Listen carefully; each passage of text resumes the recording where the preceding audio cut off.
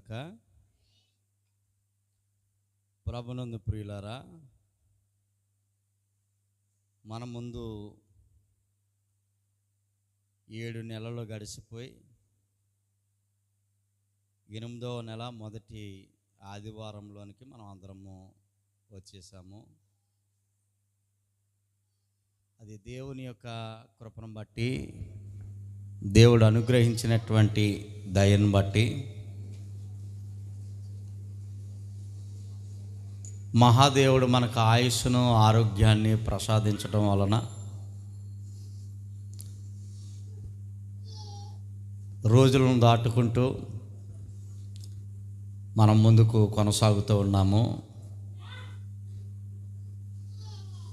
ఇటు రోజులను చూడలేనటువంటి మనుషులు ఎంతోమంది మన కళ్ళ ముందే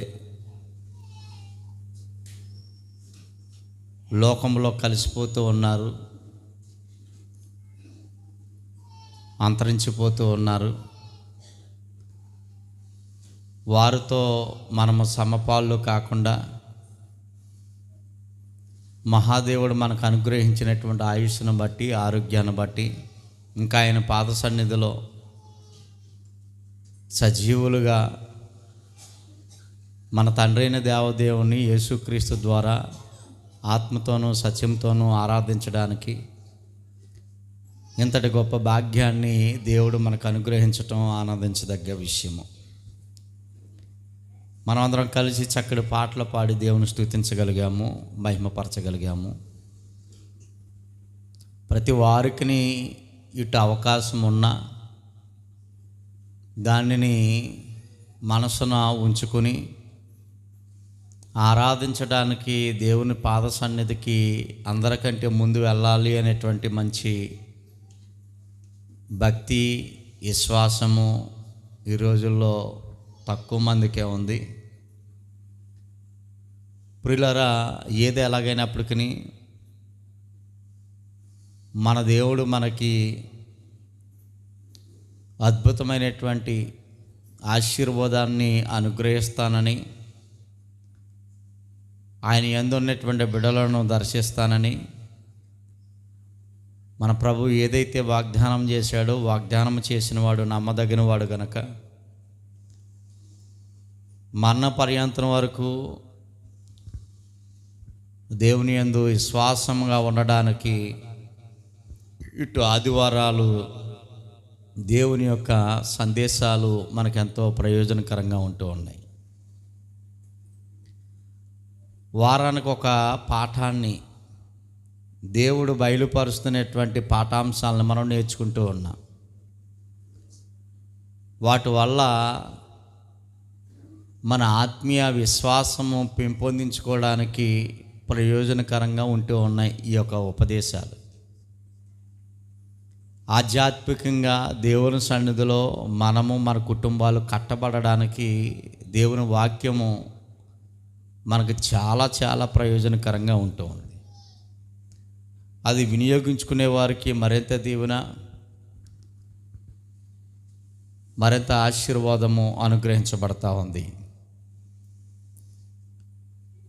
ప్రియులారా, ఈరోజు పరిశుద్ధ గ్రంథం నుండి మరికొన్ని వాక్యాల ద్వారా, మంచి సందేశము ద్వారా మనం బలపరచబడ్డానికి సిద్ధపాటు కలిగి ఉందాము. ఈరోజు మనం నేర్చుకోబోతున్నటువంటి అంశము మనిషిని దహించే సందేహం అనే పాఠాన్ని మనం నేర్చుకోబోతా ఉన్నాం. చెప్పండి ఒకసారి, ఈరోజు మనం నేర్చుకునే పాఠం ఏంటి? మనిషిని దహించే సందేహం. సందేశము వేరు, సందేహము వేరు. సందేహము అని అంటే ప్రశ్న లేదా అనుమానము. ఈ విషయాన్ని ఈరోజు మనం నేర్చుకోవడానికి, వాక్యాన్ని బట్టి ఆలోచించడానికి ప్రయత్నము చేద్దాం. ప్రియులారా, దేవుని గ్రంథం మన చేతుల్లో ఉంది. ఇది ఆసామాసా గ్రంథం కాదు, ఎక్కడో బుక్ స్టోర్లో దొరికే గ్రంథం కాదు. ఇది చాలా చాలా విలువైనటువంటిది. మనిషి యొక్క జీవిత పరమార్థాన్ని తెలియజేసే ఏకైక గ్రంథం మన పరిశుద్ధ గ్రంథం. ఈ గ్రంథంలో అనేకమైనటువంటి వాస్తవాలు మనకు కనబడుతూ ఉన్నాయి. వాటిని ఇలాగ దేవుని సన్నిధానానికి వచ్చి వినటం ద్వారా, నేర్చుకోవటం ద్వారా దేవుడిలో బలపరచబడ్డానికి, మన విశ్వాసానికి అంతకంతకు పెంచుకోవడానికి ఉపయోగకరమైన, మేలుకరమైనటువంటి వాక్య భాగాలను మహాదేవుడు ఈ పరిశుద్ధ గ్రంథంలో ఉంచాడు. అనుమానము అనేది మనకు తెలిసినటువంటి పదం. అది ప్రియ దేవుని బిడ్డలారా, లోకపరంగా మనం ఆలోచన చేస్తూ ఉన్నాం. అనుమానం వలన కుటుంబాలు విడిపోయినటువంటి సందర్భాలు లేకపోలేదు. అనుమానాల వలన స్నేహితులు విడిపోయినటువంటి సందర్భాలు లేకపోలేదు. అనుమానాల వలన ఎన్నో పరిస్థితులు సంభవించినటువంటి విధానాన్ని లోకంలో మనం చూస్తూ ఉంటుంటాం. ప్రియ దేవుని బిడ్డలారా, ఏదైనా అనుమానము అనేటువంటిది ఉంది అని అంటే అది ఆ వ్యక్తికి ప్రయోజనకరమైనది కాదు. అనుమానంతో తిన్నా అది అరుగుదలకు రాదని మనకు తెలుసు. అనుమానంతో మందులు వేసుకున్న అవి పనిచేయవని, అలాగే ఏదైనా అనుమానము అనేటువంటి దానితో మనం చేస్తే ఆ పని జయప్రదం కాదు అనేటువంటి సంగతి మనకు తెలుసు. లోకంలో పెద్దలు ఒక విషయాన్ని చెప్పారు కదా, ఆ సంగతి మనకు తెలిసినదే. నా లింగి ఎవరు లాగాడు అని అనుమానంతో, భయంతో గుండెపోటు వచ్చి చచ్చిపోయినటువంటి సందర్భాలు లేకపోలేదు. ఎవరో ఇద్దరు పందాలు వేసుకున్నారట. రాత్రి 12 గంటలకు శ్మశానంలోకి వెళ్ళి సమాధికి మేకు కొట్టి రావాలి అని. మన ఊరిలో అంత దమ్మున్నవాడు ఎవడో లేదు, అంత ధైర్యశాలి ఎవడో లేడు అని అంటే నేనున్నానని ఒకడు ముందుకు వచ్చాడు. అనుకున్న మాటల ప్రకారం, ఒప్పందం ప్రకారం రాత్రి 12 గంటలకు శుద్ధి మేకు పట్టుకుని వెళ్ళాడు. శ్మశానానికి వెళ్ళాడు, సమాధికి మేకు కొట్టాడు. లేచి వచ్చేసరికి లింగి ఎవరో లాగినట్టు అనిపించింది. ఎవరు లాగుతున్నాడు లింగి అను వెనక ముందుకు చూశాడు, ఎవరో లేడు. మళ్ళీ ఇలాగా ముందుకు అడిగేసేసరికి లింగి ఎవరో లాగినట్టుంది. లింగి ఎవరో లాగుతున్నాడైతే ఎవడో ఉన్నాడనేటువంటి అనుమానంతో, భయంతో అక్కడే బీపీ ఎక్కువై, బ్లడ్ ప్రెషర్ ఎక్కువై గుండెపోటు వచ్చి చచ్చిపోయాడు. ఇంతకీ ఏంటి విషయం అని ఆలోచిస్తే ఆ సమాధికి ఆ లింగితో పాటు మేకు కొట్టేసుకున్నాడు. ఏమండి, లింగికి సమాధికి మేకు కొట్టేసుకున్నాడు. వాస్తవానికి వెనకాల ఎవరో లేరు, ఏ దైవం భూతమే ఉందనుకున్నారు. అందుకే సామెత దానివల్లే పుట్టిందని అంటారు. నిజమో అబద్ధమో తెలియదు. అనుమానము పెద్ద పెనుభూతము. ఆ స్టోరీ నుండే ఈ సామెత వచ్చిందని పెద్దలు అంటారు. ఏదైనప్పటికీ అతను చనిపోవడానికి కారణం అతడే. తనలో ఉన్నటువంటి భయం, ఆ భయం రావడానికి గల కారణము అనుమానము. నా లింగి ఎవడో లాగుతున్నాడు నాకు తెలియకుండా, ఏదో దైవం భూతం అయి ఉంటుంది అనేటువంటి అనుమానం అతనిలో ఉన్నందువలన గుండెపోటు వచ్చి చచ్చిపోయినటువంటి సందర్భాలు లేకపోలేదు. ఇలాగ చెప్పుకుంటూ పోతే ఒకటి కాదు, ఎన్నో ఎన్నో ఎన్నో అనుమానాలు వల్ల మనిషి జీవితాలు, కుటుంబ జీవితాలు సర్వనాశనం అయిపోయినటువంటి సందర్భాలు లేకపోలేదు. ప్రియ దేవుని బిడ్డలారా, ఈరోజు మనం నేర్చుకోబోతున్నటువంటి అంశం ఏమనంటే మనిషిని దహించేస్తుంది. మనిషిని దహించే అనుమానము, దీన్ని ఏమన్నామనంటే సందేహము. ఈ అనుమానము అనేటువంటిది మనిషిని అగ్నిలో వేసి మండిస్తుంది అనేటువంటి విషయాన్ని. అయితే నేను చెప్పాలనుకునేటువంటి విషయం ఏమనంటే, ఈ పాఠము ద్వారా మనుషుల మధ్య, కుటుంబాల మధ్య, మందుల మధ్య, లేకపోతే వేరే వేరే పనుల మధ్య, వేరే వేరే విధానాల మధ్య అనుమానం ఉంటే అతను బ్రతుకున్నంత వరకు బహుశా అది ఉంటే ఉండొచ్చేమో గాక, అసలు సిసలైనటువంటి అగ్ని ఒకటి ఉంది.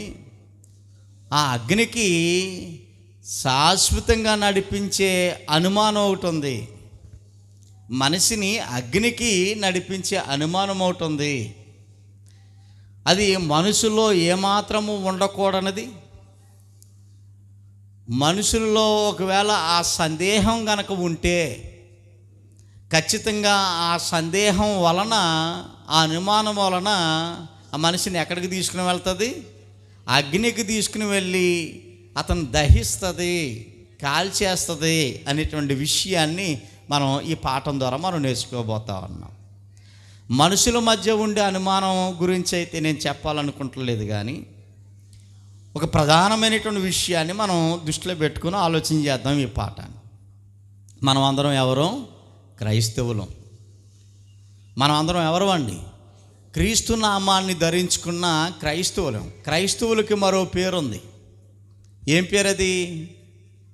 మీకు ఎవరికైనా తెలిస్తే చెప్పండి. అలా డెల్ల మొక్కలు వేసుకుని చూడకండి ప్రారంభంలోనే.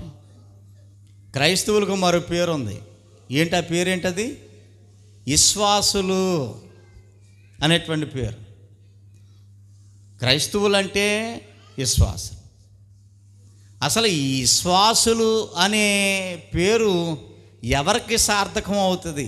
ఎవరికి ఈ పేరు వర్తిస్తుంది? ఎవరిని విశ్వాసులు అంటారు అనేది బైబిల్ గ్రంథం మనకు మంచి వివరణ ఇస్తూ ఉంది. ఎబ్రీ పత్రిక 11వ అధ్యాయానికి మనం వద్దాము.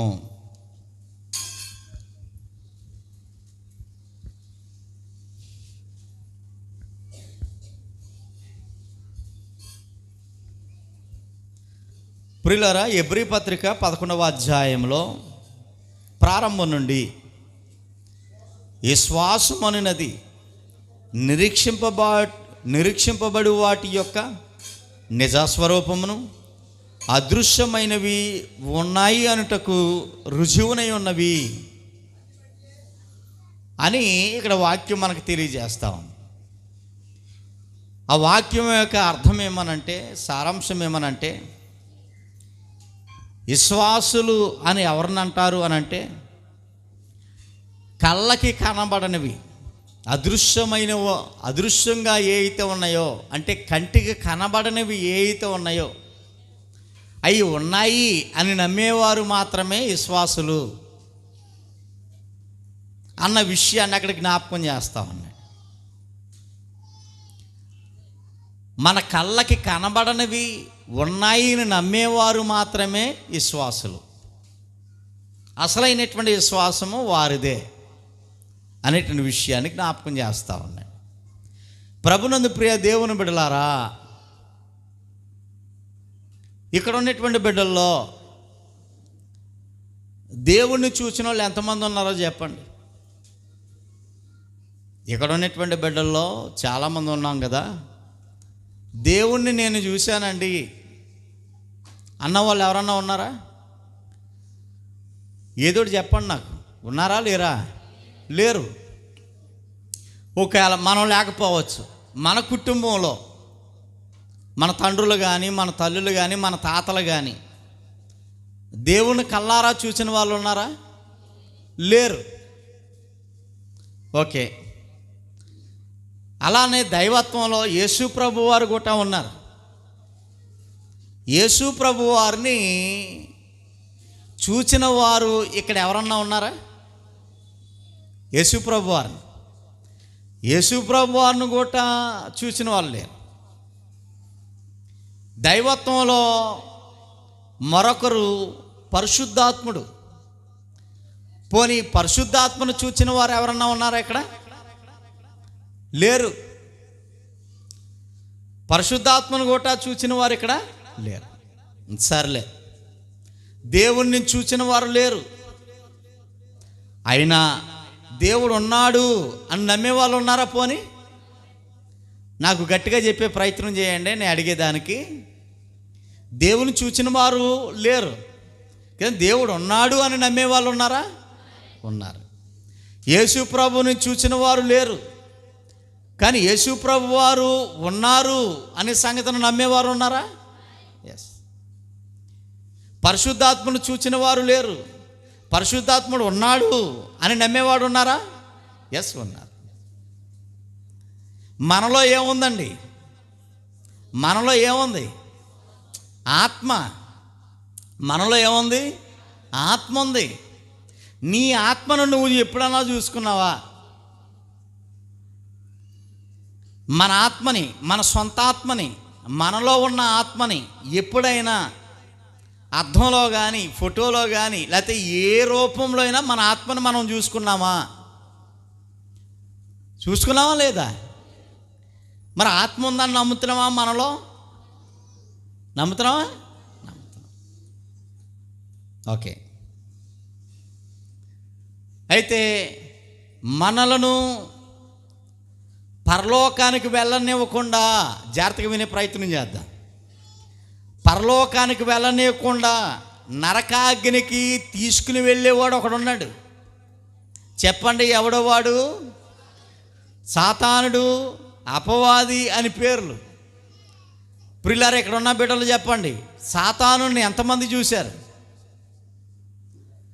సాతాను చూసిన వారు ఎవరన్నా ఉంటే చెయ్యెత్తొచ్చు. బయట కానీ లోపల కానీ ఉన్న బిడ్డలు ఉన్నారు. సాతాను చూసిన వాళ్ళు ఉన్నారండి? ఉన్నారా లేరా? లేరు. మరి సాతాను ఉన్నాడా? ఉన్నాడు. సాతానును చూసిన వారు లేరు, కానీ సాతాను ఉన్నాడు అని నమ్ముతున్నాం.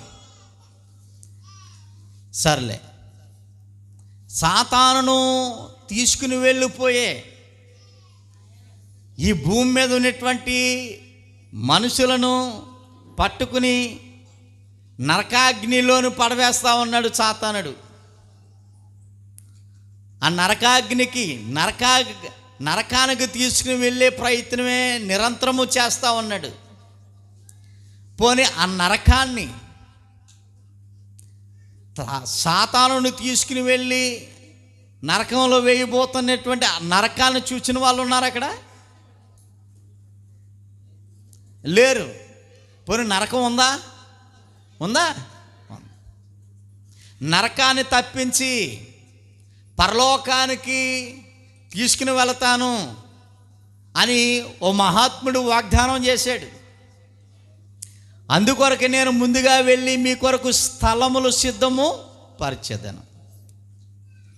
నేనుండే స్థలంలో మీరును ఉండులాగున నేను ముందుగా వెళ్ళుచున్నాను అని మన ప్రభువారు మనకు చెప్పారు. ఎక్కడికి తీసుకుని వెళ్ళడానికి? పరలోకానికి. ఆ పరలోకాన్ని చూచిన వారు ఉన్నారు అక్కడ? ఆ పరలోకాన్ని చూచిన వారు ఇక్కడ ఉన్నటువంటి బిడ్డల్లో ఎవరన్నా ఉన్నారా? ఉన్నారా లేరా? పరలోకం ఉందా? ఉంది. అంటే దేవుణ్ణి కానీ, ప్రభువాన్ని కానీ, పరిశుద్ధాత్మను కానీ, మనలో ఉన్న ఆత్మను కానీ, సాతాను కానీ, సాతాను తీసుకుని వెళ్ళే నరకాన్ని కానీ, పరలోకాన్ని కానీ మనం ఏమి చూడలేదు. చూడకపోయినా మనం ఏం చేస్తున్నాం చెప్పాలి మీరు? నమ్ముతూ ఉన్నాం. దీన్ని ఏమన్నాడు అంటే విశ్వాసము అన్నాడు. విశ్వాసం అంటే నమ్మకం. దీనిని ఏమన్నాడు అంటే విశ్వాసము. విశ్వాసానికి నిర్వచనాన్ని ఎబ్రీ పత్రిక 11వ అధ్యాయం ప్రారంభ వచనంలో చెప్పాడు. కళ్ళకి కనబడనవి, దేవుడైనా, ప్రభువైనా, పరిశుద్ధాత్ముడైనా, నరకమైన, పరలోకమైన కళ్ళకి కనబడవు. ఆఖరికి మనలో ఉన్న ఆత్మ అయినా కళ్ళకి కనబడవు. కనబడకపోయినా ఉన్నాయి అని నమ్ముతూ ఉన్నా. అంటే మనం అందరం ఎవరు? విశ్వాసులము.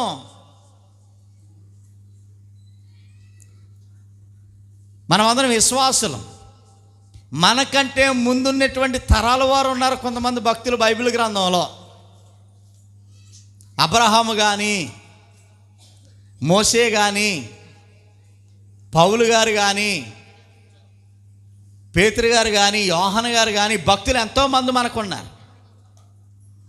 పాత నిబంధనకి సంబంధించినటువంటి భక్తులు ప్రియులారా దేవుని చూడలేకపోవచ్చేమో కానీ దేవుడు చేసిన కార్యాలను, దేవుడు చేసినటువంటి అద్భుతాలను కల్లారా చూచారు, అనుభవించారు. అవునా కదా?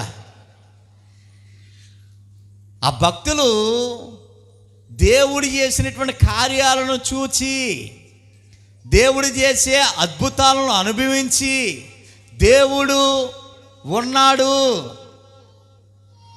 అని ఏదో ఒక దాన్ని చూసి నమ్మారు వారు. ఏదో అద్భుతాన్నో ఏదో కార్యాన్నో చూసి అనుభవించి నమ్మారు వారు. మరి మనం చెప్పాలి, మనం వారికిలాగా అద్భుతాలు చూసామా? చూడలేదు. పౌలు గారు, పేతురు గారు, యోహాను గారు ఇలాగ ఎంతోమంది భక్తులు యేసు ప్రభువును చూశారా? చూశారు, చూసి నమ్మారు. యేసు ప్రభు వారు చేసినటువంటి అద్భుతాలు చూచారా? వారు చూసి నమ్మారు. కానీ మనం ప్రభువుని చూడలేదు, ఆయన చేసిన అద్భుతాలు చూడలేదు. ఒక విధంగా చెప్పాలి అంటే వారు కంటే మనం చెప్పాలి, మీరు వారి కంటే మనం ఎవరు ధన్యులం. మీరు ఊహించేసుకోకండి, పౌలు కంటే గొప్పవాడిని నేను అని అనేసుకోకండి. ముందుకెళ్ళే కొలది విషయం బయటకు వస్తుంది. వారు చూడలేదు కాబట్టి, వారు చూసి నమ్మారు, నేను చూడకుండా నమ్మాను కాబట్టి వారికంటే నేనే చాలా గొప్ప అని అనేసుకుని ఫీల్ అయిపోకండి. అలా ఫీల్ అయిపోయే వాళ్ళు కూడా లేకపోలేదు. అయితే వాస్తవం ఏమనంటే వారు ఏదో ఒక దానిని చూసి నమ్మారు, మనం ఏమీ చూడకుండా నమ్మాం. యేసుప్రభు వారు ఒక విషయాన్ని బయటపరుస్తూ ఉన్నాడు. ఆయన యోహాను సువార్త 20వ అధ్యాయము. యోహాను సువార్త 20వ అధ్యాయంలో ప్రియులారా 29వ వచనాన్ని మనం చదువుకోబోతా ఉన్నాము. యేసు ప్రభువు చెప్తా ఉన్నారు ఈ మాటలో, నీవు నన్ను చూసి నమ్మితివి, నీవు నన్ను చూసి నమ్మితివి, చూడక నమ్మిన వారు ధన్యులు అని చెప్తున్నాడు. చూడండి, చూడకుండా నమ్మారు కొంతమంది, చూడకుండా నమ్మిన వారు ధన్యులు. కొందరైతే చూసి నమ్మారు, ప్రభుని చూచారు, నమ్మారు, ఆయన చేసిన అద్భుతాలు చూచారు, నమ్మారు. కానీ చూడకుండా నమ్మినటువంటి బిడ్డలు ఎవరైతే ఉన్నారో వారే ధన్యులు. దీన్ని బట్టి ప్రభువారే చెప్తూ ఉన్నారు కనుక ఈ వాక్యం, ఈ మాటలు, ఈ వాక్యాన్ని బట్టి వారికంటే మనము ధన్యులము అనేటువంటి విషయాన్ని జ్ఞాపకం చేస్తూ ఉన్నాయి. అంటే మనం ఎవరుగా పిలువబడవచ్చు? ఇప్పుడు మనం విశ్వాసులుగా పిలువబడవచ్చు. ప్రభుని చూడకపోయినా, ప్రభు చేసే కార్యాలు చూడకపోయినా నమ్మి ఎక్కడికి వచ్చాం? ఈ రోజున దేవుని పరిశుద్ధ పాద సన్నిధికి మనం వచ్చాం. ఏది చూడకపోయినా మనం నమ్మి వచ్చాం. అంటే మనం విశ్వాసులం. చూడక నమ్మిన ధన్యులు, చూడక నమ్మిన వారు ధన్యులు అనేటువంటి విషయాన్ని జ్ఞాపకం చేశాడు. చూడకపోయినా నమ్మి ఆయన పాదాల యొద్దకు వచ్చాం. చాలా గొప్ప సంగతే. మత్తయి సువార్తలో, అదే యోహాను సువార్తలో 20వ అధ్యాయం మనం ఆలోచన చేస్తే ప్రియులారా 20వ అధ్యాయము 8వ వచనం చూడగలిగితే మనము అక్కడ ఓ మాట మనకు కనబడతా ఉంటుంది.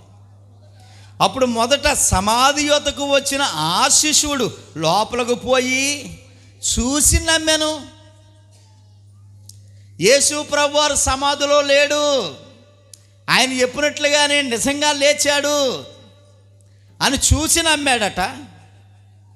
ఆయన మృతులలో నుండి లేచుట అగత్యమని లేఖనము వారందరికంటేను అంటే వారికి ఇంకాను గ్రహింపలేరు. అంటే ఆల్రెడీ దేవుని వాక్యం బోధించింది, యేసుప్రభు వారు చనిపోతారు, సమాధి చేయబడతారు, 3వ దినాన్ని లేపబడతారు. లేఖనం చెప్తా ఉంది. లేఖనము చెప్పుతున్నా వారు ఏం చేశారట? నమ్మలేదు. లేఖనము చెప్పుచున్నా వారు గ్రహించలేకపోయారు. చూసి కూడా గ్రహించలేనటువంటి పరిస్థితి. లేఖనము ఆల్రెడీ ముందుగానే చెప్తున్న ఆయన మరణం కోసం గ్రహించలేనటువంటి పరిస్థితిని ఇక్కడ మనం చూస్తా ఉన్నాం. అంటే ఇప్పుడు వీరిలో ఏముందని మనకు అర్థమవుతుంది? ప్రభు పట్ల, ఆ లేఖనాల పట్ల. ఇప్పుడు లేఖనం ఆల్రెడీ ముందుగా చెప్పిందంట.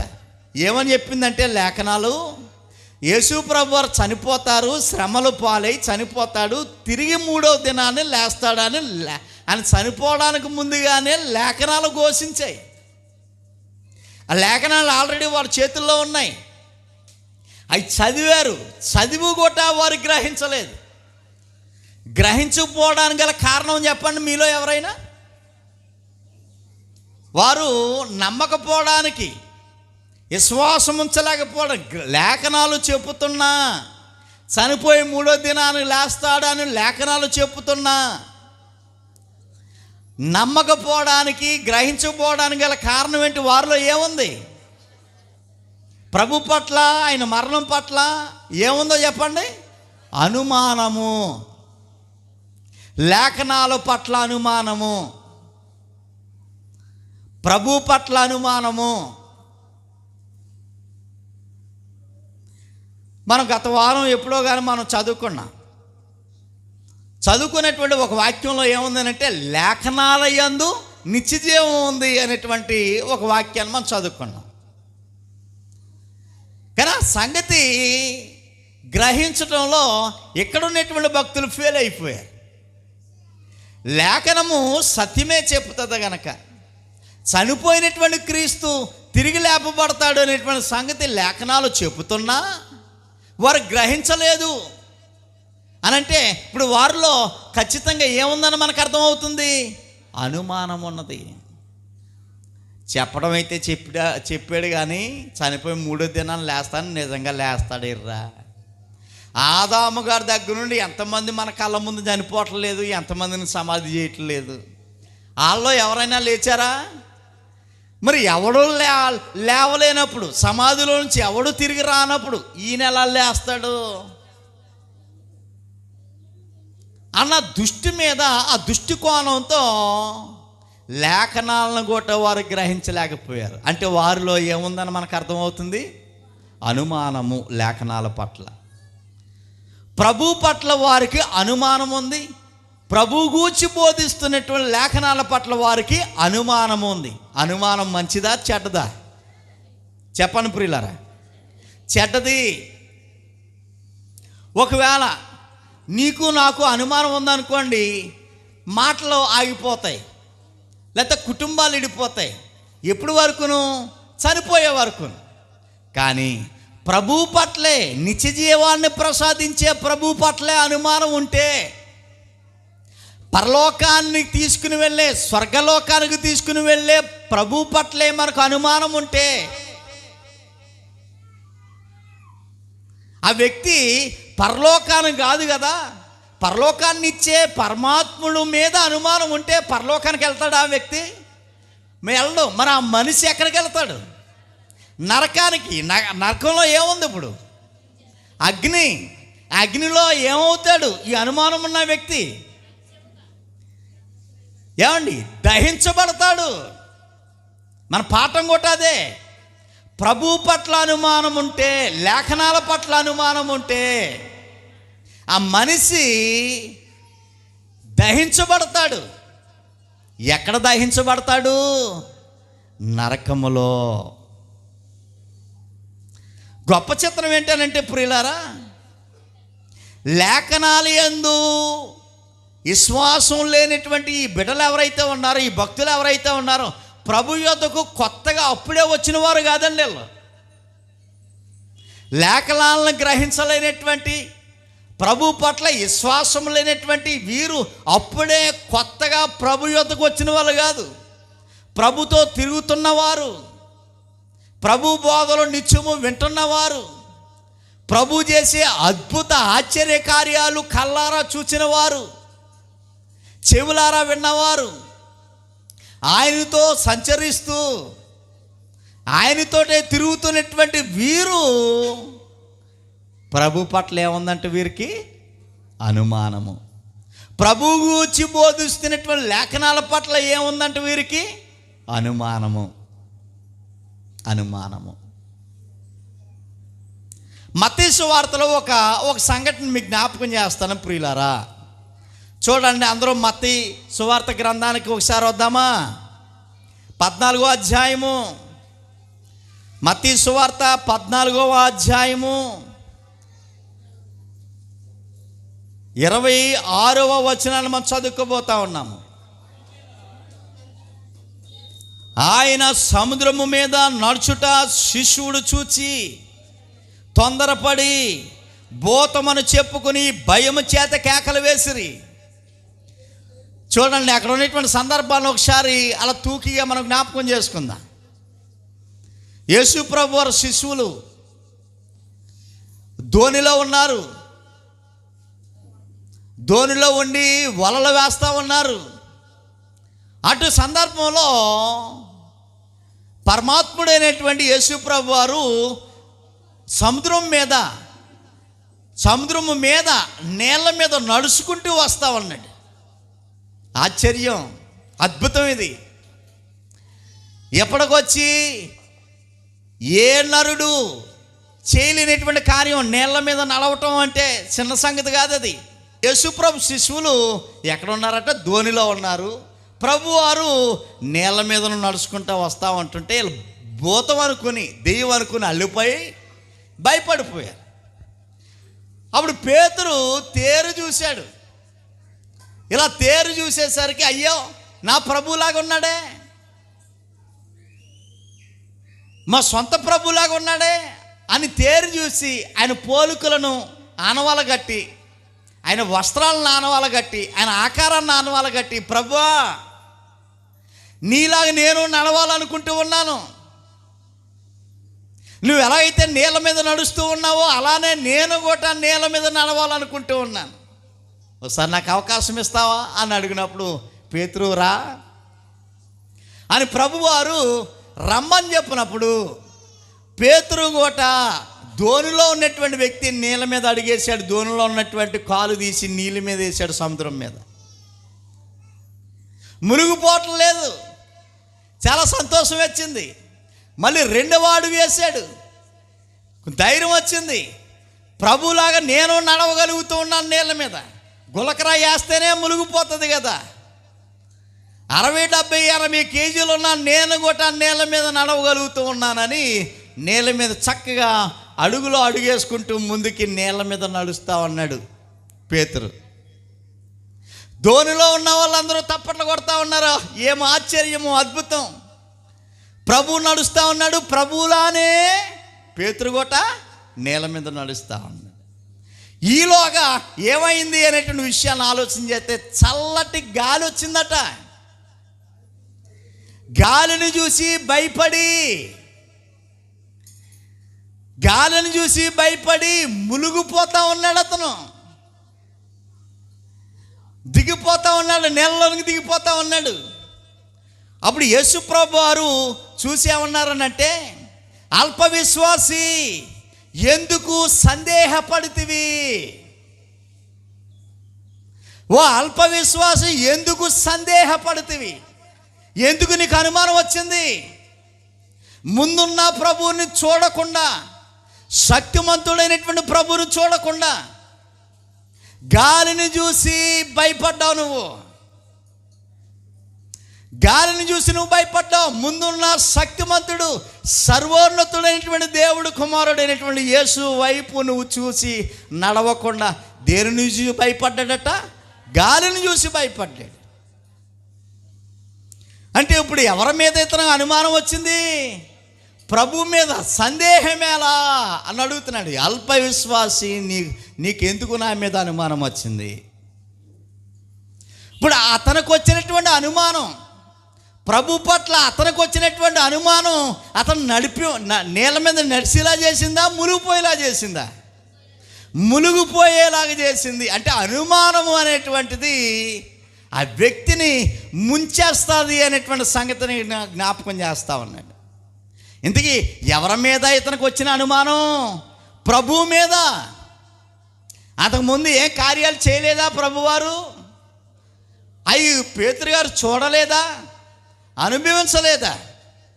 ప్రభువును చూచినవాడు, ప్రభుతో తిరిగినవాడు, ఎన్నో అద్భుతాలు కల్లారా చూసినటువంటి పేతురు లో అనుమానం రావటం వల్ల, సందేహం రావటం వల్ల మునిగిపోజేశాడు. ప్రియ దేవుని బిడ్డలారా, చాలా విచారకరమైనటువంటి సంఘటన ఇది. అంటే ఈ మాటలను బట్టి మనకు అర్థమయ్యే సారాంశం, అనుమానము అంటే చాలా పెద్ద ప్రమాదమే. దేవుడి పట్ల అనుమానం అనేటువంటిది 106వ కీర్తనలో మనం ఆలోచన చేసినట్లయితే, ఇశ్రాయేలు చరిత్రలో మహత్తు కలిగినటువంటి కార్యాలు దేవుడు చేశాడు. 106వ కీర్తన 21వ వచనము, ఐగుప్తులో గొప్ప కార్యములను, హాము దేశంలో ఆశ్చర్య కార్యములను, ఎర్ర సముద్రము వద్ద భయము పుట్టించు క్రియలను చేసిన తన రక్షకుడైన దేవుణ్ణి మర్చిపోయారు అన్న విషయాన్ని జ్ఞాపకం చేస్తున్నాడు. ఎవరిని గురించిది? ఇశ్రాయేలును గూర్చి. ఇశ్రాయేలును గూర్చి ఈ విషయాన్ని జ్ఞాపకం చేస్తున్నాడు. ఇశ్రాయేలుల మధ్య దేవుడు చేసినటువంటి కార్యాలు అసమస కార్యాలు కాదండి, అద్భుత ఆశ్చర్య కార్యాలు. ఆ కార్యాలను చూసి భయము పుట్టించే క్రియలు చేశాడట ఆయన. ఇశ్రాయేలు జనాంగంలో ఐగుప్తీయుల మధ్య దేవుడు చేసినటువంటి కార్యాలు భయాన్ని పుట్టించే కార్యాలు చేశాడు ఆయన. అవి చూచారు ఇశ్రాయేలీలు, అనుభవించారు కూడా. అనుభవించినటువంటి ఇశ్రాయేలీలు వారిని రక్షించినటువంటి దేవుణ్ణి మర్చిపోయారు. అంటే దేవుణ్ణి మర్చిపోయారు అని అంటే, ఇప్పుడు దేవుడి పట్ల వీళ్ళు బ్రతికినంత కాలం వీరికి విశ్వాసం ఉన్నదా? లేదు. దేవుడి పట్ల వీరికి నమ్మకం లేదు. దేవుడి మీద వీరికి నమ్మకం లేకపోవటం వల్ల ఆ దేవుణ్ణి విడిచిపెట్టేశారు, దేవుణ్ణి మర్చిపోయారు. అంటే దేవుని మీద వీళ్ళకి అనుమానాలు ఉన్నాయన్నమాట. ఇశ్రాయేలులకి ఎవరి మీద అనుమానాలు ఉన్నాయి? దేవుడి మీదే అనుమానాలు ఉన్నాయి. దేవుణ్ణి మర్చిపోయేంత దుస్థితి వారికి వచ్చిందంటే ఎవరి మీద వీరికి అనుమానాలు ఉన్నాయి? దేవుని మీద వీరికి అనుమానాలు ఉన్నాయి. ఏమండి, దేవుడి మీద అనుమానాలు ఉంటాయండి? మనుషుల మీద అనుమానాలు ఉంటాయని మనకు తెలుసు, వస్తువుల మీద అనుమానాలు ఉంటాయని మనకు తెలుసు. దేవుడి మీద అనుమానాలు ఉంటాయా? అసలు దేవుని మీద అనుమానాలు ఉండొచ్చా? మీరు మాట్లాడట్లేదు. దేవుడి మీద అనుమానాలు ఉంటాయండి? పోనీ దేవుడి మీద అనుమానాలు ఉండే మనుషులు ఉన్నారా లేరా? ఇప్పుడు ఇవన్నీ చదువుకుంటున్న ఆయన కోసమే. ఇశ్రాయేలు దేవుడి పట్ల వారికి అనుమానాలు ఉన్నాయి. అంత అద్భుత కార్యాలు చేసిన దేవుని విడిచిపెట్టేశారంటే ఆయన మీద అనుమానాలు ఉన్నాయి. ఆ దేవుని కంటే ఇంకా కొత్త దేవుడు ఎవరో వచ్చాడంటే ఆ దేవుడి దగ్గర పరిగెత్తేవారండి.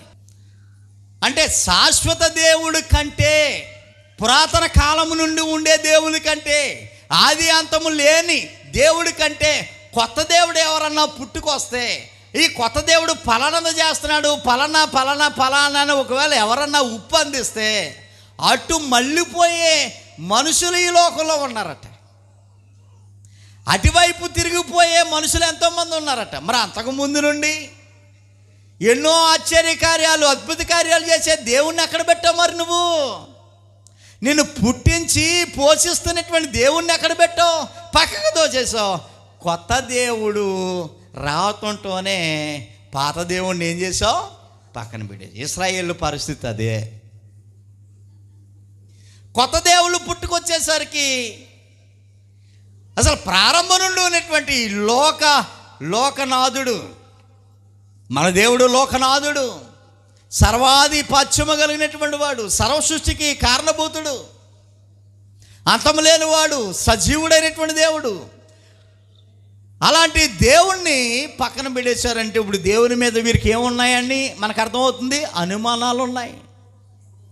ఇప్పుడు వీరికి దేవుని మీద నమ్మకాలు పోయాయి. దేవుని మీద నమ్మకాలు పోయి కొత్త దేవుడి మీద నమ్మకాలు పుట్టుకొచ్చినటువంటి సందర్భాలు మనకు కనబడతా ఉన్నాయి. ప్రియ దేవుని బిడ్డలారా, విషయాన్ని జ్ఞాపకం చేస్తున్నాను. ఎప్పుడో చరిత్రలో ఉన్నటువంటి ఇశ్రాయేలు గురించి వారికి దేవుని మీద నమ్మకాలు పోయాయండి. దేవుని మీద వారికి నమ్మకాలు లేవండి. అందుకే అవిశ్వాసులుగా వారు ఉన్నారండి. దేవుని మీద వారికి అనుమానాలు ఉండటం వల్లే అలాగ ఉన్నారండి. వాళ్ళ చరిత్ర అలాగ ఉందని చెప్పుకుంటాం. ఓకే, ఇప్పుడున్నటువంటి మనకి జాగ్రత్తగా విందా, ఇప్పుడున్న మనకి దేవుడి మీద అనుమానాలు కలిగినటువంటి బిడ్డలు ఉన్నారా లేదా? ఆలోచించే చెప్పండి. ఇప్పుడున్నటువంటి మనకి కానీ మన కుటుంబాల్లో కానీ లేకపోతే మనం ఉంటున్నటువంటి ఈ ఆధునిక కాలంలో ఉన్నటువంటి ప్రజలకి దేవుని మీద అనుమానాలు కలిగినటువంటి మనుషులు ఉన్నారా లేరా? మాట్లాడలేదేంటి? ఎవరను ఉన్నారా లేరా? ఉన్నారండి. దేవుడి మీద అనుమానాలు కలిగినటువంటి మనుషులు ఉన్నారండి. ఇది చాలా విచారకరమైన సంగతి. చూడండి, ఒక సంఘటన మీకు జ్ఞాపకం చేస్తాను. అసలు మనిషి జన్మే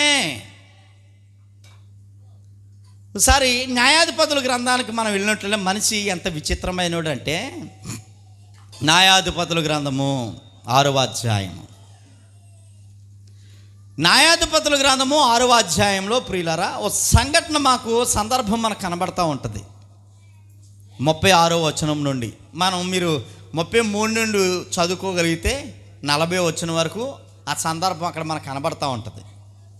ఇందుకే అక్కడ ఉన్నటువంటి సందర్భం ఏమనంటే, ఒక న్యాయాధిపతి మనకు కనబడతాడు. ఆయన పేరు గిద్యోను. మిద్యానీయులు కానీ అమాలేకీయులు కానీ, మిద్యానీయులు అమాలేకీయులు అనబడినటువంటి అన్యజాతి ప్రజలు దేవుని ప్రజలకు శత్రువులైనటువంటి వీరు ఇశ్రాయేలీయుల మీదకి యుద్ధానికి వస్తూ ఉంటుంటారు.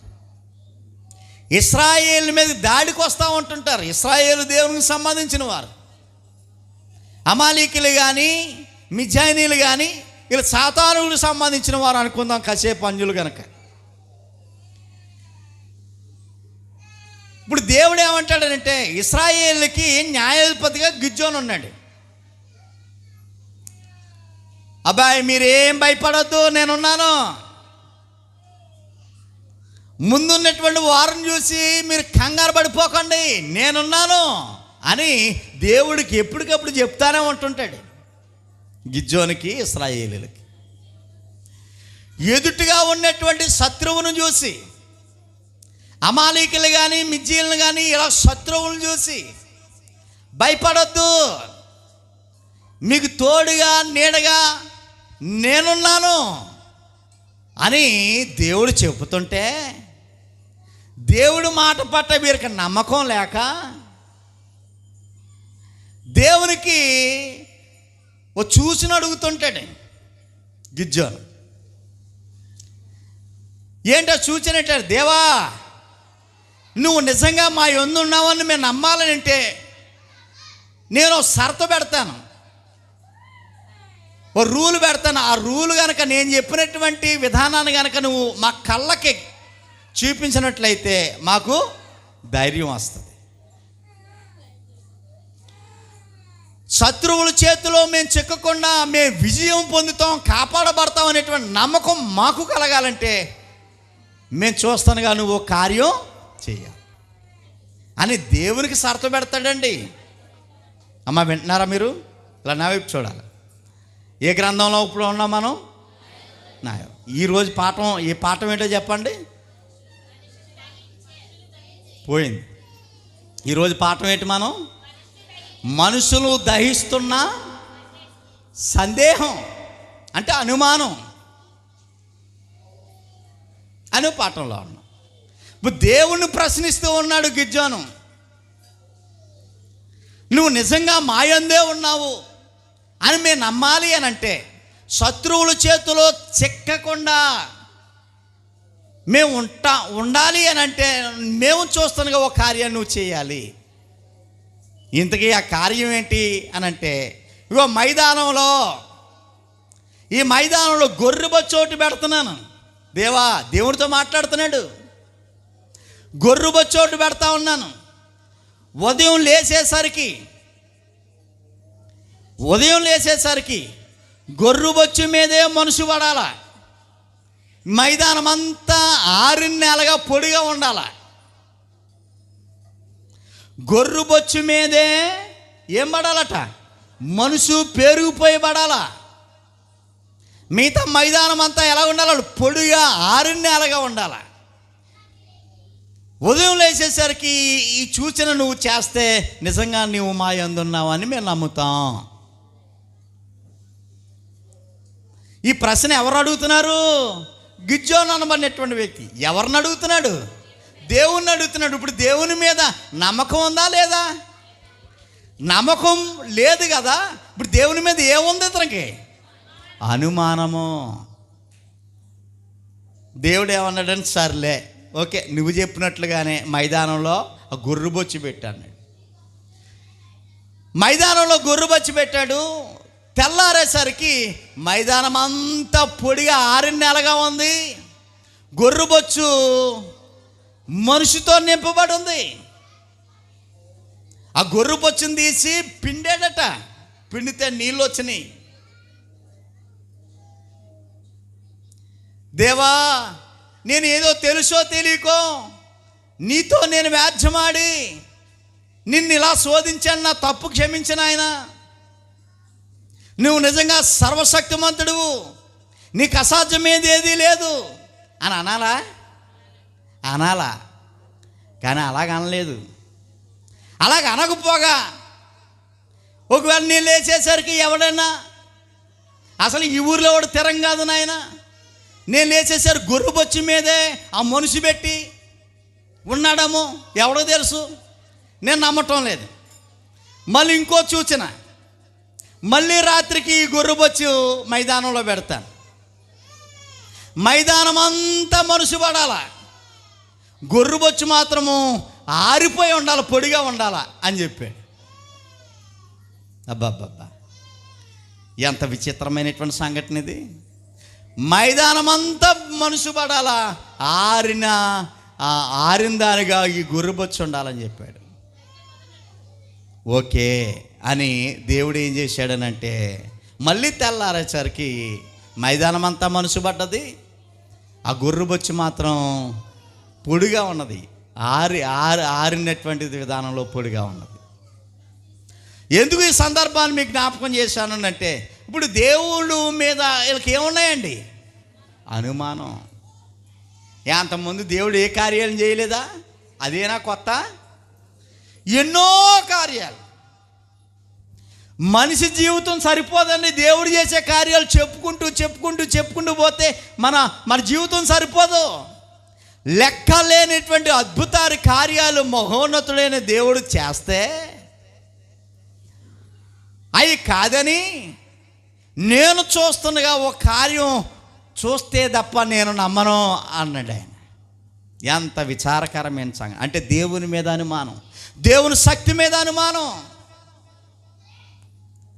ఈరోజు కూడా దేవుని ఈ విధంగా శోధించే వాళ్ళు ఉన్నారా లేదా? ఎస్, ఉన్నారు.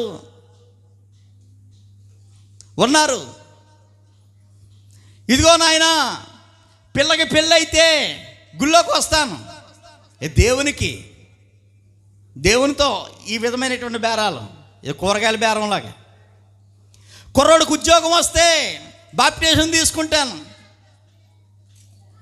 ఇల్లు కడితే ఏదో చేస్తాను ఇలాగా దేవునితో బేరాడాలే మనుషులు కూడా ఉన్నారు. ఇప్పుడు చదువుకునేటువంటి వ్యక్తిలాగా దేవునితో బేరమా? దేవునితో బేరం ఆడే స్థితి నీకుందేనంటే నువ్వు దేవుని నమ్ముతున్నావా లేదా? పరిపూర్ణంగా దేవుని నమ్మటం లేదు, నీకు అనుమానం ఉంది దేవుని మీద. దేవుని మీద నీకు అనుమానం ఉంది. అలనాడు ఎలాగైతే ఈ బేరాలు ఎలాగైతే ఆడాడు, ఈరోజు కూడా నిజమైనటువంటి భక్తులు మేము అనేవారిలో కూడా ఈ విధమైనటువంటి బేరాలు కూడా పెట్టేవారు. ఇక ఈ కార్యం అవితే నాయన నీకు కానుకిస్తాను, ఈ కార్యం జరిగితే నీకు ఫలానా చేస్తాను, ఈ కార్యం జరిగితే అది జరిగితే ఇది అని ఎప్పటికీ దేవునితో వంకాయలు బెండకాయలు బేరం అన్నట్టుగా బేరం ఆడే భక్తులు కూడా లేకపోలేదు. ఇది చాలా విచారకరమైన సంగతి. చూడండి ప్రియ దేవుని బిడ్డలారా, చూచి నమ్మిన వారి కంటే చూడక నమ్మిన వారు ధన్యులు అని ప్రభు చెప్పినటువంటి వాక్యం కరెక్టే. కానీ ఎప్పటికీ దేవుణ్ణి బేరం ఆడే వాళ్ళు ఉన్నారు, కాలబేరానికి వచ్చిన వాళ్ళు ఉన్నారు. తప్పు. మత్తయి సువార్తలో సందర్భాన్ని మనం చదువుకోబోతా ఉన్నాము. నేను నెమ్మదిగా ముగింపులోనికి వస్తూ ఉన్నాను ప్రియులారా. మత్తయి సువార్త 20వ అధ్యాయము ప్రారంభం నుండి మనం ఆలోచన చేస్తున్నట్లయితే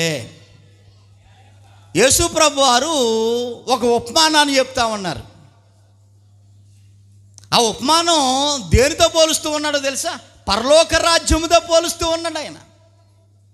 పరలోక రాజ్యముతో పోలుస్తూ ఒక కథనాన్ని మన కళ్ళ ముందు పెడుతూ ఉన్నాడు. ఒక ఇంటి యజమానుడు ఉన్నాడు. అతడు తన ద్రాక్ష తోటలో పనివారిని కూలికి పెట్టుటకే ప్రొద్దున బయలుదేరాడు. ప్రొద్దునే బయలుదేరి కొంతమంది కూలోళ్ళని పెట్టుకున్నారు. రే నాకు ద్రాక్ష తోట ఉంది, ద్రాక్ష తోటలో పనిలోకి వస్తారా అని అడిగితే మేము వస్తామని చెప్పేసి అన్నారు. కూలి ఎంత? అక్కడ ఒక దినారం అని ఉంది. దినారం అంటే మనకు అర్థం కాదు కాబట్టి ఇప్పుడున్నటువంటి లెక్కల ప్రకారంగా ఆలోచన చేస్తే ఒక 1000 రూపాయలు అనుకుందాం. రోజంతా పని చేస్తే కూలిని ఎంత ఇస్తానని చెప్పాడు అర్థం అవ్వడానికి. ఎంత ఇస్తానన్నాడు? 1000 రూపాయలు కూలి ఇస్తాను. ఓకే, బాగానే ఉంది, ఒప్పందం కుదిరింది. ద్రాక్ష తోట యజమానుడికి పనివాడికి రోజంతా పని చేసినందుకు ఎంత కూలి ఇవ్వడానికి ఒప్పందం? 1000 రూపాయలు కూలి ఇవ్వడానికి ఒప్పుకున్నారు. వెళ్ళిపోయారు, పొలానికి వెళ్ళిపోయారు. ద్రాక్ష తోటలో పని చేస్తున్నాడు. ఆ తర్వాత 9 గంటలకు వెళ్ళాడట. పని అయ్యేలా లేదు, వెళ్ళే ఉన్నారని చెప్పేసి మళ్ళీ ఊర్లోకి వెళ్ళాడు.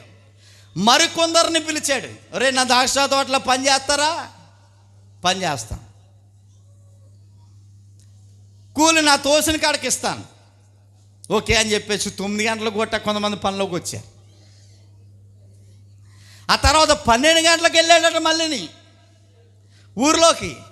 ఒరే అబ్బాయి పనిలోకి వస్తారా? అయ్యా వస్తాం. 12 గంటలకు పనిలో పెట్టుకున్నాడు. నా తోసిన కాడికి నేను ఇస్తాను అన్నాడు.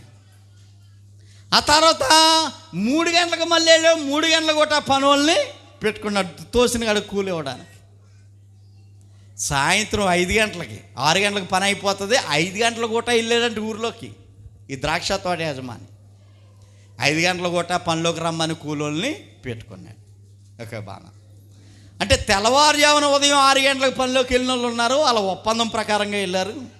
9 గంటలకు పనిలోకి వెళ్ళారు, 12 గంటలకు పనిలోకి వెళ్ళారు, సాయంత్రం 3 గంటలకు పనిలోకి వెళ్ళారు. ఇంకా 1 గంటలో పని అయిపోతుంది అనగా 5 గంటలు కూడా పనిలోకి వెళ్ళి పని చేసి వచ్చిన వాళ్ళు ఉన్నారు. పని అయిపోయింది. ఇప్పుడు కూలోళ్ళకి అందరికి ఏమి ఇవ్వాలా? జీతం ఇవ్వాలి కదా. పొద్దున్నే 6 గంటలకు వెళ్ళాడు చూసాడా, వారికి అన్న మాట ప్రకారంగా 1000 రూపాయలు కూలి ఇచ్చేసాడు. చాలా సంతోషంగా ఉంది. 9 గంటలకు వెళ్ళినటువంటి వాడికి గొట్ట వీడు ఏమనుకున్నాడంటే 1000 రూపాయలు కూలి ఇచ్చేసాడు నాకు. పొద్దున 6 గంటలకు వెళ్ళినాడు. వెనకాల వచ్చినవాడికి 800 ఇస్తాడేమో, 200 తగ్గించి, మరి 2 గంటలు లేట్గా వచ్చారు కదా అనుకుని పాపం ఆ 1000 రూపాయలు పక్కన నిలబడి లెక్కెట్టుకుంటే ఏం చేస్తాడో చూద్దామని ఆలోచిస్తాను. 9 గంటలకు వచ్చినోడు గొట్ట 1000 రూపాయలు కూలి ఇచ్చాడు. దిర్రా అనుకున్నాడు. తర్వాత సంగతి ఏదో చూద్దామని చెప్పి 12 గంటలు కూలికి వచ్చారు చూసారా, ఆడికి కూడా 1000 రూపాయలు ఇచ్చాడు. ముందెళ్ళోడికి పొరపాడైపోతుంది. సాయంత్రం 3 గంటలకు పనిలోకి వెళ్ళారు, ఆడికి కూడా 1000 రూపాయలు ఇచ్చాడు. పిచ్చెక్కిపోతుంది వీడికి. సాయంత్రం 5 గంటలకు వచ్చాడు, 1 గంట ముందు పని ముగించే 1 గంట ముందు వెళ్ళినటువంటి వాడు కూడా ఎంత ఇచ్చాడు? 1000 రూపాయల కూలి ఇచ్చాడు. ఇంక తట్టుకోలేక వాండర్ దగ్గరికి వచ్చేసాడు. ఏమైనా వాండర్, నీకేమైనా న్యాయంగా ఉందా? తెల్లవారుజామున మేము 6 గంటల పనికి వచ్చాం, 1000 రూపాయలు కూలి ఇచ్చాం. 12 గంటలకు వచ్చినోడికి, 6 గంటలకు వచ్చినోడికి, ఇది చివరి గంటల ముగించేవాడు గొట్ట అదే కూలి ఇచ్చావు, నీకేమైనా న్యాయం ఉందా అని అడిగాడు. అప్పుడు యజమాని అంటున్నాడు, ఏమంటున్నాడు అని అంటే, చూడండి ప్రియులారా, మనం 13వ వచనం. అందుకు అతడు వారిలో ఒకరిని చూచి, స్నేహితుడా, నేను నీకు అన్యాయము చేయలేదే. నీవు నా యొద్ద 1 దినారమునకు ఒప్పుకున్నావు, 1000 రూపాయలు కూలిస్తానని ఒప్పుకున్నావు. ఆ 1000 రూపాయలు ఏమైనా తగ్గించానా? 1 రూపాయి. ఎంత ఇస్తానని పనిలోకి వస్తే ఎంత ఇస్తానని ఒప్పందం కుదుర్చుకున్నాం మనం, 1000 రూపాయలు. అందులో ఏదైనా తగ్గితే నేను అన్యాయం చేసిన. ఏం తగ్గించాడా? తగ్గించినప్పుడు నాకు ఏమైనా అన్యాయం చేశాడా? అన్యాయం ఏం చేయలే, న్యాయమే చేశాడు. ఒప్పుకున్న ఒప్పుకోలు ప్రకారంగా న్యాయమే చేశాడు. తర్వాత వచ్చినటువంటి వారికి యజమానుడు ఇష్టం అది. 9 గంటలకు వచ్చినాడుకో, 12 గంటలకు వచ్చినాడు, సాయంత్రం 5 గంటలకు వచ్చినాడుకో ఎవరిష్టం అంటది? కింద చదువుకుంటే అది నా ఇష్టం, నాకు నచ్చినట్టుగా నేను చేస్తాను, అది నా ఇష్టం. 15వ వచనం. నాకు ఇష్టం వచ్చినట్లు నా సొంత సొమ్ముతో చేయుట న్యాయమే కదా. నేను మంచివాడిని అయినందున నీకు కడుపు మంటగానున్నదా అని చెప్పాను. ఈ ప్రకారమే కడపటి వారు మొదటివారు అవుతారు, మొదటివారు కడపటి వారు అవుతారని 16వ వచనంలో విషయాన్ని జ్ఞాపకం చేశాడు. ఇంతకీ ఈ ఉపమానం యొక్క సారాంశం ఏమనంటే, ప్రారంభం నుండి అంటే ఫస్ట్ నుండి దేవుని నమ్ముకుని దేవుని సన్నిధానానికి వచ్చి దేవుని విధి ప్రకారంగా దైవ సంబంధమైనటువంటి కార్యక్రమాల్లో దేవుని సన్నిధిలో వస్తూ ఉన్నారు. వీళ్ళు ప్రారంభం నుండి అంటే ఉదయం నుండి సాయంత్రం వరకు పనిచేసిన వారు ఎవరి ఖాతాలోకి వస్తారనంటే, ప్రారంభం నుండి ఫస్ట్ నుండి అంటే చిన్నప్పటి నుండి చనిపోయే వరకు దేవుని మందిరంలోనే ఉన్నారు వీళ్ళు. కానీ వారిలో ఏమి లేదు, సరైనటువంటి విశ్వాసం లేదు. వారిలో ఏమి లేదు, సరైనటువంటి విశ్వాసం. ప్రారంభం నుండి ఉండొచ్చేమోగాక, సరైనటువంటి విశ్వాసం లేకపోగా ఆ యజమానుని మీద, ఆ దేవుని మీద వీళ్ళకి ఏమున్నాయి? అనుమానాలు ఉన్నాయి. పని చేసేది తక్కువ, పని తక్కువ, అడవాడు ఎక్కువ, పని తక్కువ, మాటలు ఎక్కువ. ఒకడు చూడండి, పనిలోకి వెళ్ళి ఒకడు పని చేస్తుంటే ఒకడు పొలువమ్మని తిరుగుతుంటాడు, పొలువమ్మని మాట్లాడుతుంటాడు. అది పని చేసేది తక్కువ, అడవాడు ఎక్కువ చేస్తుంటాడు. కొంతమంది చేస్తూ ఉంటుంటారు వాళ్ళు. అలాగా వీళ్ళకి దేవుని మీద అనుమానాలు ఉన్నాయి. ఉండటం అయితే ప్రారంభం నుండి ఉన్నారు, కానీ దేవుని మీద పరిపూర్ణమైనటువంటి అవగాహన, పరిపూర్ణమైనటువంటి విశ్వాసము లేదు. కానీ ఆఖరిని వచ్చారు, సిటార్ని చివరిని వచ్చారు, అప్పుడే దేవునిలోకి వచ్చారు, అప్పుడే దేవుని మందిరానికి వచ్చారు. కానీ 100% దేవుని మీద ఏం పెట్టుకున్నారట వారు? నమ్మకం, విశ్వాసం కలిగి ఉన్నారు. అనుమానం అనేది వారి జీవితంలో, వారి కుటుంబంలో ఏమాత్రము కనీసం కొద్దిపాటు కూడా అవకాశం ఇవ్వకుండా, అనుమానానికి తావు లేకుండా దేవుని మీద పరిపూర్ణంగా ఆధారపడ్డారు. అందుకని ఆఖరిని వచ్చినప్పుడు మొదటి వాడయ్యాడు దేవుని దృష్టిలో. మొదటి నుండి ఉండి దేవుని మీద అనుమానంలో ఉన్నటువంటి వారు ఏమైపోయారట? చివరి వారు కడపటి వారు అయిపోయారు. ఈరోజు కూడా దేవుని సంఘాలలో, దేవుని మందిరాల్లో ఇలాంటి తంతే నడుస్తూ ఉంది అనేటువంటి ఆల్రెడీ 1వ శతాబ్దంలోనే ప్రభువారే ఈ ఉపమానాన్ని చెప్పారు. ఉంటే ప్రారంభం నుండి నువ్వు ఉండొచ్చు. దేవుని సన్నిధిలో తాత ముత్తాతల దగ్గర నుండి ఉండొచ్చు. కానీ ఎప్పటికీ దేవుడు నీకు అర్థం కాలేదు. ప్రారంభం నుండి నీ కుటుంబం దేవుని సంఘంలో ఉంది, కానీ దేవుని గురించి, దేవుని సంఘం గురించి, దైవ లేఖనాల గురించి నీకు అవగాహన లేదు. దేవుని మీద అనుమానాలు నీకు ఉన్నాయి, దేవుని సంఘం మీద, దేవుని వాక్యం మీద నీకు అనుమానాలు ఉన్నాయి. అందుకే దేవుని ఫలాన్ని నువ్వు అనుభవించలేకపోతా ఉన్నావు. ఆధ్యాత్మికంగా, భౌతికంగా చాలా బాగుంటే బాగుండొచ్చు. భౌతికంగా నువ్వు బాగుంటావేంటి? దేవుణ్ణి నమ్మనోడు కోట, నాస్తికులు కోట అద్భుతంగా వాళ్ళు చదువుకుంటున్నారు, వాళ్ళ పిల్లలు చదువుకుంటా ఉన్నారు. దేవుణ్ణి నమ్మనోడు కోట వాళ్ళ పిల్లలు చదువుకుంటా ఉన్నారు, ఉద్యోగాలు సంపాదించుకుంటా ఉన్నారు, బ్రహ్మాండం ఇల్లులు కట్టుకుంటా ఉన్నారు. దేవుణ్ణి నమ్మనోడు భౌతికంగా బాగుంటున్నాడు, నువ్వు బాగుంటున్నావు. అందులో విధానం ఏమీ లేదు. కానీ దేవుని మీద అనుమానాలు లేకుండా పరిపూర్ణ విశ్వాసంతో కనుక నీ జీవితం ఉంటే ఆ జీవిత విశేషత చాలా అద్భుతమైనటువంటి ఫలాలు నువ్వు ఫలిస్తావు కొన్ని కోట్ల సంవత్సరాలు. అనుమానాలతో ఉంటే నీ జీవితం దహించబడుతుంది అనేటువంటి విషయాన్ని జ్ఞాపకం చేస్తున్నాడు. ఎక్కడ? అగ్నితో దహించబడతావు. మనసును దహించే అగ్ని ఎదురు చూస్తూ ఉంది.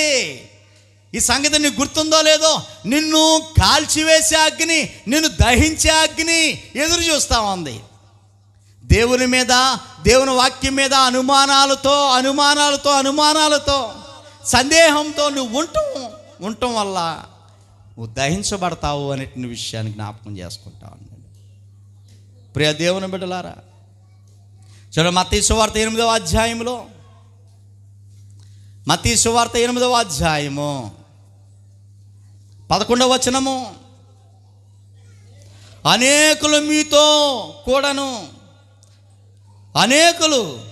కూడాను ఇసాకుతో కూడాను యాకోబుతో కూడాను పరలోక రాజ్యం మందు కూర్చుందురు గాని రాజ్య సంబంధులు వెలపట చీకట్లోనికి త్రోయబడుదురు. అక్కడ ఏడుపును పండ్లు కొరుకుటయు ఉన్నవి.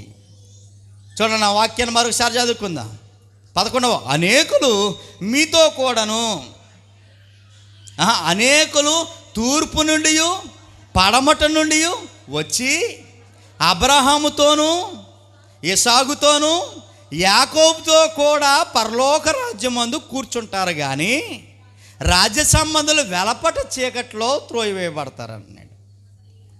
చాలా విచిత్రంగా ఉంది కదా వాక్యం. అనేకులట తూర్పు నుండి పరమటి నుండి వచ్చి ఎవరితో నివసిస్తారట? వీళ్ళు అబ్రహాం గారితో, ఇసాక్ గారితో, యాకోబు గారితో నివసిస్తారట వారు. కానీ ఎవరు భయంకరమైనటువంటి చీకట్లో నెట్టివేయబడతారని చెప్తున్నాడు ఆ వాక్యంలో? రాజ్య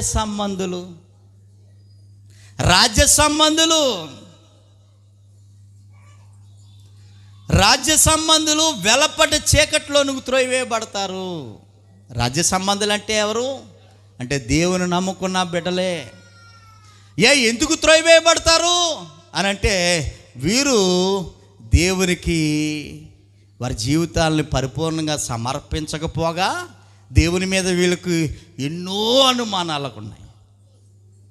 అంటే దేవుని పూర్తిగా నమ్మటం లేదన్నమాట.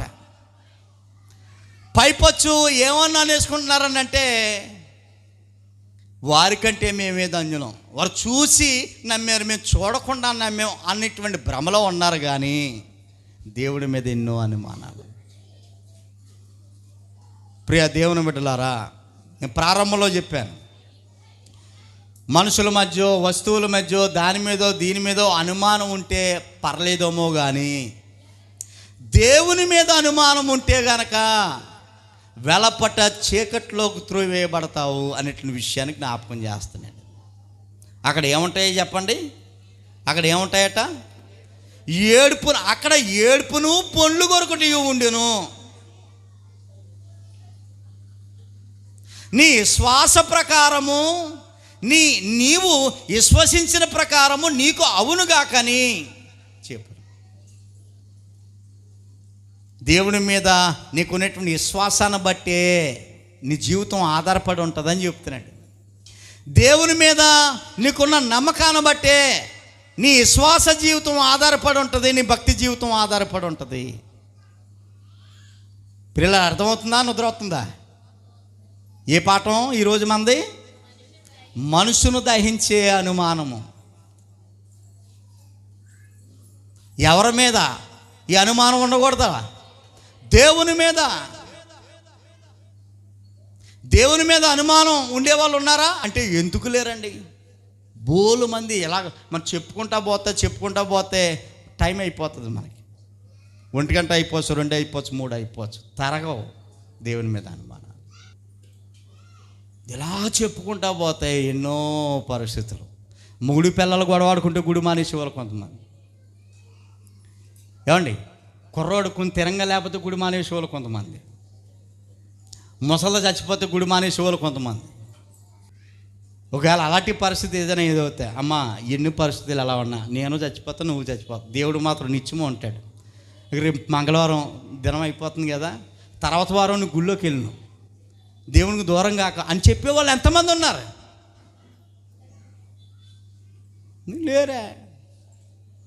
అలా చెప్పేవాళ్ళు ఎవరు లేరు. కీడు తగులుతుందా? ఎవడు చెప్పాడు కీడు తగులుతాను? మరి అమెరికాలో ఏ కీడీ లేదు, లండన్లో ఏ కీడీ లేదు. చచ్చిపోయిన తర్వాత వారమే చక్కగా మందిరాలకు వెళ్ళిపోతారు, పనులు ఎవడి పనులు చేసుకున్నారు. ఇప్పుడు ప్రపంచం అంతా భారతదేశం ఒకటే కాదు కదా, 280 దేశాలు ఉన్నాయి దేశవ్యాప్తంగా, ప్రపంచవ్యాప్తంగా ఎన్నో దేశాలు ఉన్నాయి. అన్ని దేశాల వారు బాగానే ఉన్నారు, ఇక్కడే కీడు తగిలేస్తుందంటే ఇవన్నీ మనుషులు పెట్టుకున్నాయి. ఇలాంటి ఎప్పుడు వస్తాయి, ఎప్పుడు అమలుపరుస్తారంటే వీళ్ళకి దేవుడు అర్థం కాకపోవటం, రెండోది వాక్యం అర్థం కాకపోవడం, దేవుని మీద అనుమానాలు ఉండటం వల్ల. దేవుని మీద అనుమానం ఉండటం వల్ల. ఇంట్లో నాన్నగారు చనిపోయారు, దినం అవ్వకుండానే మందిరానికి వచ్చినటువంటి సందర్భం ఉంది. ఇంట్లో అమ్మగారు చనిపోయారు, దినం అవ్వకుండానే మందిరానికి వచ్చి నా దేవుడిని నేను ఆరాధించుకోగలను, ధైర్యంగా చెప్పగలను.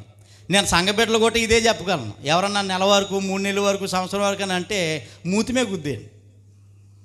దేవుడు మనకు ముఖ్యం, దేవుడు మనల్ని పోషిస్తాడు, ఆయన దారి చేపిస్తాడు. అర్థమవుతుందా? దేవుడు మనకు దారి చేపిస్తాడు. మనుషులు దారి చేపించరు, మనల్ని ముంచేస్తారు. ఎవరి మీద అనుమానం ఉన్నా పర్లేదేమో కానీ దేవుని మీద అనుమానాలు ఉండకూడదు. దేవుడికి ఇప్పుడు అర్థం కాదు, ఆ దేవుడా ఈ దేవుడా ఈ దేవుడా ఏ దేవుడు అని ఆలోచించే లోపల ఈ ఆయుష్ అయిపోతుంది. ఆ సంఘం ఈ సంఘం ఈ సంఘం ఈ సంఘం అని నిజమైన సంఘాన్ని గుర్తించే లోపు వీడు బకెట్ దాన్నేస్తాడు. ఇంకేలాగా ఆలోచిస్తానే ఉంటావా? వాస్తవాన్ని చేపట్టవా? యథార్థతను చేపట్టవా? ప్రియ దేవుని బిడ్డలారా, చూడండి, ఇక్కడ ఈ వాక్యం జ్ఞాపకం చేస్తూ ఉన్నాడు. ఎక్కడెక్కడో తూర్పు దేశం నుండి,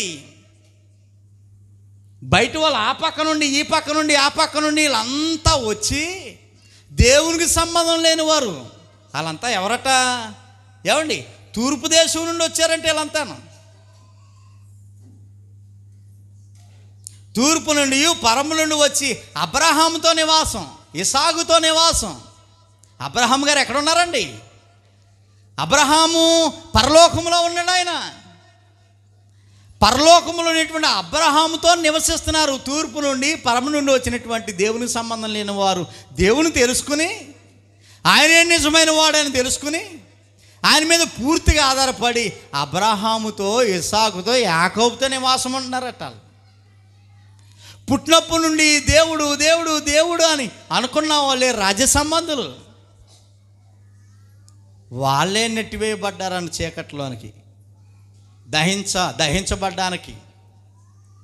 అంటే బయటోడు స్వాచ్ఛాన్ని పొందుకున్నాడు, ఇంట్లో వాడు అంటే దేవుని నమ్ముకునేటువంటి బిడ్డలు దేవుని మీద అనుమానం ఉండటం వల్ల, పూర్తిగా దేవుని మీద ఆధారపడలేకపోవటం వల్ల బయటికి అగ్నిలోకి కాల్చబడ్డానికి, అగ్నితో కాల్చబడ్డానికి అగ్నిలో నెట్టవేయబడ్డాడట. అక్కడ ఏం చేస్తున్నారు అగ్నిలో ఏం చేస్తున్నారట? కాలిపోతూ పళ్ళు మాటలు కొట్టలేక పళ్ళు గరుగుతూ ఉన్నారట. ఇంతకీ ఈ అగ్నికి ఆహుతి అయిపోయేటువంటి ఈ బిడ్డలు ఎవరిలంతానో దేవుని మీద సందేహం ఉన్నటువంటి వారు, దేవుని వాక్యం మీద సందేహం ఉన్నటువంటి వారు. అందుకే చెప్పుకున్నాం, మనిషిని దహించే సందేహం. అంటే అలాంటి మనిషిని నరకాగ్నికి నడిపించే సందేహం మనకుంటే ప్రమాదం, అనుమానం మనకుంటే ప్రమాదం. దేవుని మీద అనుమానాలు వద్దు ప్రియులారా. నువ్వు, నీ కుటుంబం, నీ పిల్లలు పూర్తిగా దేవుని మీద ఆధారపడి, ఎవరో ఎదుటి కుటుంబాన్ని నువ్వు ఆధారం చేసుకోకు, ఎదుటి వ్యక్తిని నువ్వు ఆధారం చేసుకో. ఆవిడ అలా చేసింది, ఆవిడ గుళ్ళోకి వెళ్తే నేను గుళ్ళోకి వెళ్తాను, ఆవిడ అది చేస్తే నేను చేస్తాను, అది వద్దు. విశ్వాసము, భక్తి అనేటువంటిది మనకి, మన దేవునికి సంబంధించింది. ఒక విధంగా చెప్పాలంటే మనుషులను ఆధారం చేసుకోకూడదు, దేవుణ్ణి ఆధారం చేసుకోవాలి. మన విశ్వాసం దేని బట్టి ఆధారపడకూడదు, మనుషుల జ్ఞానాన్ని బట్టి మన విశ్వాసం ఆధారపడకూడదు. మనుషుల యొక్క జీవితాలని, మనుషుల యొక్క విశ్వాసాన్ని, మనుషుల యొక్క జ్ఞానాన్ని ఆధారం చేసుకుంటే అంతంత మాత్రమే ఉంటుంది. దేవుని వాక్యాన్ని ఆధారం చేసుకోవాలి. అప్పుడే స్వాస్థ్యాన్ని మనం పొందుకుంటాం. అలాగా మరణ పర్యంతం వరకు నమ్మకస్తులుగా దేవుళ్ళలో ఉండగలిగితే అనుగ్రహించబోతున్నటువంటి స్వాస్థ్యాన్ని మనం ఖచ్చితంగా పొందుకుంటాము. అర్థమైందే ప్రియులారా? ఏం నేర్చుకున్నాం ఈరోజు మనం? మనుషులను దహించే సందేహం. దీని ద్వారా ఒక సందేశాన్ని నేర్చుకున్నాం. సందేహము ద్వారా సందేశాలు నేర్చుకున్నాం. సందేహం వేరు, సందేశము వేరు. అంటే ఉపదేశం నేర్చుకున్నాం. కాబట్టి ప్రియుల, దేవుని మీద ఆధారపడదాము. మరణ పర్యంతం వరకు నమ్మకస్తులుగా ఉంది దేవుడి స్వాస్థ్యాన్ని అందుకుందాం. మంచి మాటలు విన్నటువంటి మీకు ప్రభునామంలో వందనాలు తెలియజేస్తా ఉన్నాను.